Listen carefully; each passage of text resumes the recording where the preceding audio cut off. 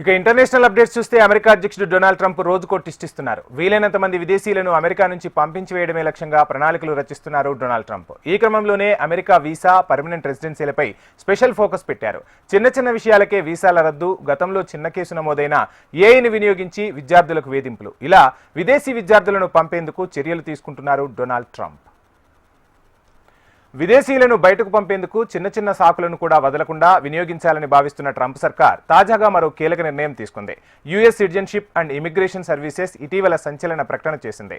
Social media వేదికగా యూదులకు వ్యతిరేకంగా ఎవరైనా కమెంట్స్ చేసినా, పోస్టులు పెట్టినా వారికి వీసా లేదా గ్రీన్ కార్డును తిరస్కరించవచ్చునని తెలిపింది. ఇప్పటికే జారీ చేసిన వీసాలను కూడా రద్దు చేయవచ్చునని ప్రకటించింది. అమెరికా సర్కార్ ఉగ్రవాద సంస్థలుగా గుర్తించిన కొన్ని గ్రూపులకు మద్దతిస్తున్న వారిని గుర్తించే పనిలో నిమగ్నమైనట్లు US citizenship and immigration services స్పష్టం చేసింది.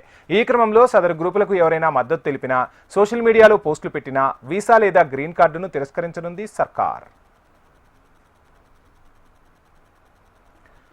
హమాస్, హిజ్బుల్లా, హుతీ తిరుగుబాటు సానుభూతి పరులను కూడా నిశితంగా పరిశీలిస్తున్నట్లు US citizenship and immigration services తెలిపింది.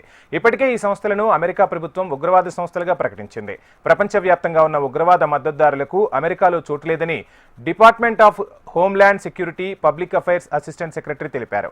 వారిని తమ దేశంలోకి రానివ్వాల్సిన, ఉండనివ్వాల్సిన అవసరం తమకు లేదని స్పష్టం చేశారు. స్టూడెంట్ వీసాలు, గ్రీన్ కార్డులపై ఈ ప్రభావం తక్షణమే అమల్లోకి వస్తుందని తెలిపారు.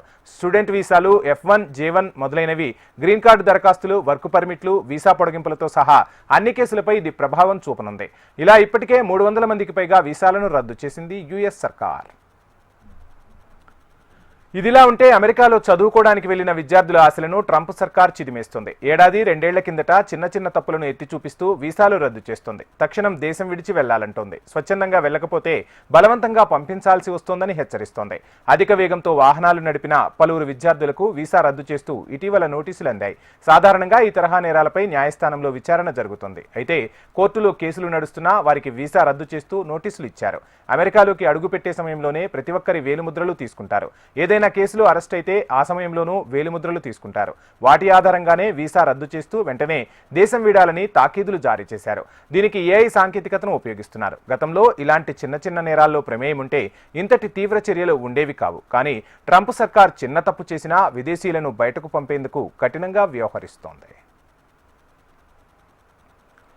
ఇక చదువుకోవడానికి వెళ్లిన విద్యార్థులు ఎడ్యుకేషన్ అనంతరం ఓపీటీపై పనిచేయడానికి, H1Bపై ఉద్యోగం చేయడానికి అనుమతులు ఉండేవి. ఆ గడువులోపు విద్యార్థులు యుఎస్లో నివసించడానికి ఎలాంటి ఇబ్బందులు ఉండేవి కావు. అయితే ఇప్పుడు స్టూడెంట్స్ తమ చదువు పూర్తవగానే ఓపీటీకి పర్మిషన్ లేకుండా వెంటనే వెళ్లిపోయేలా అమెరికా సర్కార్ చర్యలు తీసుకుంటుంది.